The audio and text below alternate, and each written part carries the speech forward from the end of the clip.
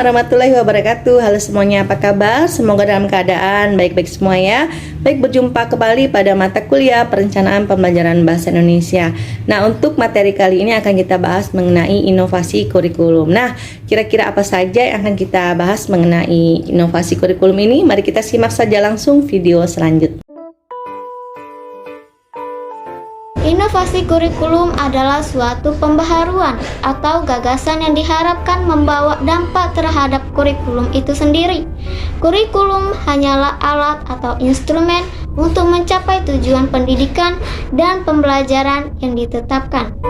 Kurikulum bukan sebagai tujuan akhir. Seiring dengan perubahan masyarakat dan nilai-nilai budaya, serta perubahan kondisi perkembangan dan peserta didik, maka kurikulum juga mengalami perubahan. Perubahan atau inovasi tersebut adalah satu dari sisi bentuk dan organisasi inovasinya berupa perubahan dari kurikulum 1968 menjadi 1975 yang dilampirkan, dan dengan lahirnya Undang-Undang Nomor 2 Tahun 1989 tentang Sistem Pendidikan Nasional, maka terjadilah perubahan kurikulum pada tahun 1994. 2. Dari sisi psikologi, timbul masalah berkenaan dengan pendekatan belajar mengajar yang baru, maka muncullah berbagai inovasi seperti skill proses, CBSA, dan belajar tuntas. 3. Dari sisi sosiologis, timbul masalah berkenaan dengan tuntutan masyarakat modern yang semakin tinggi dan kompleks, sehingga muncul inovasi berupa masuknya mata pelajaran keterampilan, adanya kerja dan gagasan muatan lokal. 4. Dari sisi pengantar pengajaran, inovasi berupa paket modul sistem untuk pendidikan luar sekolah dan metode SAS atau struktural analisis sintesis untuk pembelajaran.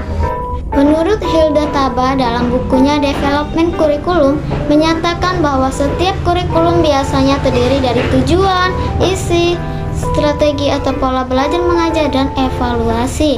Yang pertama itu komponen tujuan. Tujuan kurikulum pada dasarnya merupakan tujuan setiap program pendidikan yang diberikan kepada anak didik. 2. Isi atau materi kurikulum.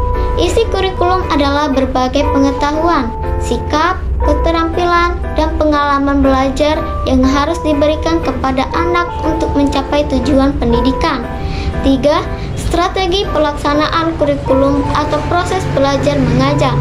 Strategi pelaksanaan kurikulum harus memperhatikan 1. Tingkat dan jenjang pendidikan.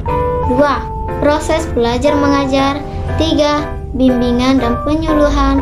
4. Administrasi supervisi. 5. Sarana kurikuler. 6. Evaluasi atau penilaian. Yang 4 terakhir, evaluasi kurikulum. Evaluasi kurikulum yang dimaksud untuk menilai suatu kurikulum sebagai program pendidikan untuk menentukan efisiensi, efektivitas, relevansi, dan produktivitas program dalam mencapai tujuan pendidikan. Baik, itulah tadi video pembelajaran mengenai materi inovasi kurikulum ya. Saya harap semua dapat mengerti dan memahami tentang video yang sudah dijelaskan tadi ya. Sampai berjumpa di video selanjutnya dan terima kasih atas segala perhatiannya. Assalamualaikum warahmatullahi wabarakatuh.